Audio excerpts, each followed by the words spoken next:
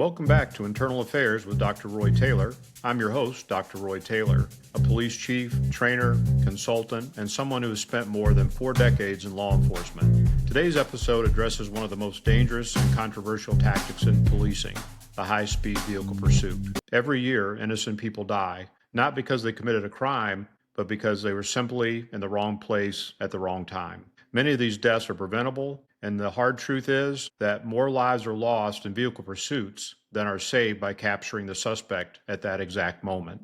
The reality of pursuit studies and investigative reports show that high-speed chases kill hundreds annually across the United States. The victims are often uninvolved third parties, mothers, children, grandparents, people who never knew a pursuit was happening until it was too late. From a tactical standpoint, the fleeing suspect usually has the advantage. They're willing to drive recklessly, they know where they're going, and they have nothing to lose. Officers, however, are sworn to protect the public, and that means protecting every innocent driver on the road, not just catching the suspect at all costs. Let's look at one case I was retained on as an expert witness. It's titled Bartell versus Rock Hill. A Rock Hill, South Carolina police investigator pursued a Buick through a residential neighborhood. He was driving an undercover pickup truck not properly designed for emergency pursuit. The suspect, Mr. McClinton, who had an active warrant for a probation violation, ran stop signs and red lights before colliding with another vehicle. Inside that vehicle was Mrs. Bartell, an innocent passenger who was killed instantly. Several others were also critically injured in that crash. Here's the key problem. Officers knew the identity of the suspect. They had intelligence on where he lived and where he operated his criminal enterprise.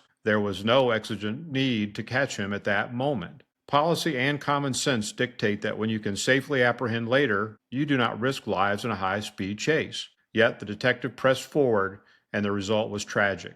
So what were the training and policy failures? In reviewing training files and pursuit policies across the country, I've seen the same issues again and again. Minimal training. Some officers receive only a few days of emergency vehicle operation training. Rarely are they thoroughly trained in decision-making under pursuit conditions. Also, outdated or ignored policies. Pursuit policies often look good on paper, but they're vague, inconsistently enforced, or ignored in the heat of the moment. In Rock Hill, nearly 30% of the pursuits that year were ruled out of policy. Failure to weigh risk versus reward. Officers sometimes view the chase itself as a success, but the standard is clear. If the risk to the public is greater than the benefit of immediate apprehension, the answer most of the time is yes, the risk is greater to the public. What's the Supreme Court had to say? The guiding case here is Graham versus Connor, a 1989 case that requires officers to consider reasonableness of their actions under the totality of the circumstances.